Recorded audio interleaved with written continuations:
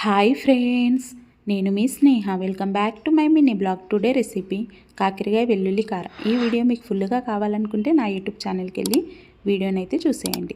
ముందుగా అయితే ఇలా కాకరకాయలోకి పావు టీ స్పూన్ వరకు పసుపు, ఉప్పును వేసుకొని బాగా కలుపుకొని 15 నిమిషాల పాటు పక్కన పెట్టేసుకోండి.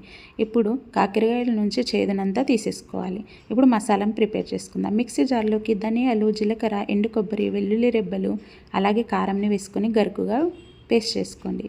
ఇప్పుడు ఒక కడాయి తీసుకోండి. అందులోకి ఆయిల్ వేసుకొని ఆయిల్ వేడిన తర్వాత కాకరకాయ ముక్కల్ని వేసుకొని బాగా ఫ్రై చేసుకోండి. ఇలా మొత్తం ఫ్రై అయిన తర్వాత కరివేపాకు అలాగే ముందుగా ప్రిపేర్ చేసి పెట్టుకున్న మసాలాను వేసుకొని ఇలా పీసెస్కి పట్టేంత వరకు ఇలా బాగా ఫ్రై చేసుకుంటే అంతే అండి, కాకరకాయ వెల్లుల్లి కారం అయితే రెడీ. ఈ కాకరకాయ వెల్లుల్లి కారం వేడివేడి రైస్లోకి చాలా బాగుంటుంది. అలాగే 15 to 20 డేస్ పాటు ఈజీగా స్టోర్ చేసుకోవచ్చు. మరి ఈ వీడియో మీకు నచ్చినట్టయితే please do like, share and subscribe Sneha foods and అవుటింగ్స్కి. Thank you.